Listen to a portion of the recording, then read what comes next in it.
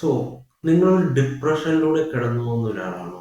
അതായത് ലൈഫിൽ എന്തൊക്കെ ചെയ്തിട്ടും ഒരു ഗ്രിപ്പ് കിട്ടണില്ല, ചെയ്യുന്നതൊക്കെ അവസാനം തോൽവികളിലാണ് ചെന്നെത്തുന്നത്. അങ്ങനെയൊക്കെ ലൈഫിൽ വളരെ ഡൗൺ ആയ ഒരു സിറ്റുവേഷനിലൂടെ കടന്നു പോകുന്ന ഒരാളാണെങ്കിൽ നിങ്ങൾ തീർച്ചയായിട്ടും കണ്ടിരിക്കേണ്ട ഒരു സിനിമയാണ് YOLO, you only live once. ഇതൊരു ചൈനീസ് സ്പോർട്സ് ഡ്രാമ വിഭാഗത്തിൽ പെടുന്ന ഒരു സിനിമയാണ്. ഈ സിനിമ സംസാരിക്കുന്നത് ഭയങ്കര ഓവർ വെയ്റ്റഡ് ആയിട്ടുള്ള ഒരു ലേഡീനെ പറ്റിയാണ്. അതായത് ഈ ലേഡി വളരെ ലേസിയാണ്, രാവിലെ എഴുന്നേൽക്കണ തന്നെ വളരെ ലേറ്റ് ആയിട്ടാണ്. ഒബീസിറ്റി കാരണം ഒന്ന് കുനിഞ്ഞ ഒരു സാധനം എടുക്കാൻ പോലും പറ്റാത്ത അങ്ങനെ ഒരു അവസ്ഥ. സോ ഇതാണ് ബേസിക്കലി യോലോന്റെ സ്റ്റോറി. ഈ സിനിമനെ പറ്റി പറയുകയാണെങ്കിൽ ഞാൻ കണ്ടതിൽ വെച്ച് one of the best motivation movies.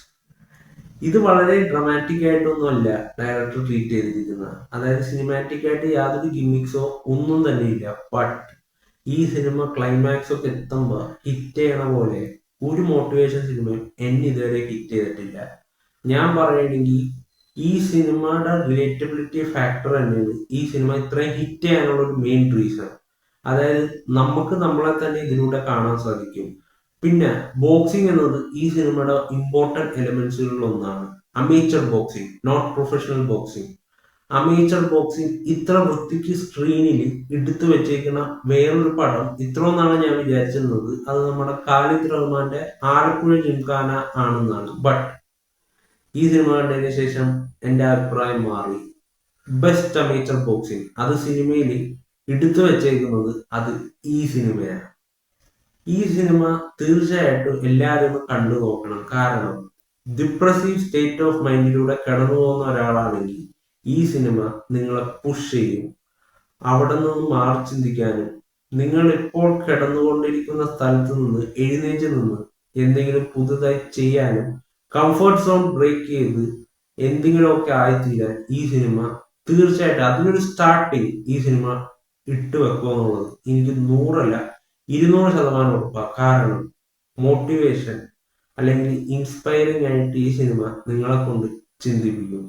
So അതുകൊണ്ട് എല്ലാവരും കണ്ടു നോക്കുക. നല്ല കിടിലം പടമാണ് യോലോ.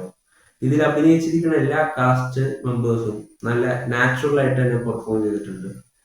എടുത്തു പറയേണ്ടത് ഇതിലെ മെയിൻ ലീഡ്, അതായത് ഇതിന്റെ ഡയറക്ടർ തന്നെയാണ്. പുള്ളിക്കാരത്തി ഈ സിനിമയ്ക്ക് വേണ്ടി 20 കിലോ ഭാരം കൂട്ടി പിന്നീട് 30 കിലോ ഭാരം കുറയ്ക്കുകയും ചെയ്തിട്ടുണ്ട്.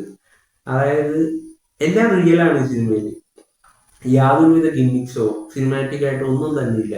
ആ ഒരു എഫേർട്ട് ഇതിലെ ആ ഒരു മെമ്പേഴ്സ് എടുത്തിരിക്കുന്ന എഫേർട്ട്, പ്രത്യേകിച്ച് ഡയറക്ടറുടെ എടുത്തിരിക്കുന്ന എഫേർട്ട് എന്ന് വെച്ചാൽ അത് ടോപ്പ് ലെവലാ.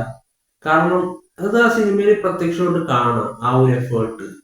ഈ സിനിമയിൽ ചില എഡിറ്റിംഗ് ട്രാൻസിഷനുകളൊക്കെ ഉണ്ട്. അത് സിനിമയിൽ ചുമ്മാ ഗിമ്മിക്സ് എന്നും പറഞ്ഞ് കുത്തിക്കയറ്റി സിനിമ ഇങ്ങനെ മൂവ് ചെയ്തുകൊണ്ടിരിക്കണം, എഡിറ്റിംഗ് ഇങ്ങനെ മുഴച്ചു നിൽക്കണം, അങ്ങനെയല്ല. സിനിമയിൽ സ്മൂത്ത് ആയിട്ട് അത് ബ്ലെൻഡ് ചെയ്ത് വരുന്നുണ്ട്. സോ അങ്ങനെ സിനിമക്ക് ആവശ്യമുള്ള ടെക്നിക്സും അതിന് വേണ്ട സൗണ്ട് ബിജിഎമ്മും കാര്യങ്ങളും സിനിമക്ക് എന്താണോ ആവശ്യം ആ രീതിയിൽ സ്മൂത്ത് ആയിട്ടാണ് എല്ലാം ബ്ലെൻഡ് ചെയ്ത് ഡയറക്ടർ ഈ സിനിമനെ കൊണ്ടുപോയിരിക്കുന്നത്.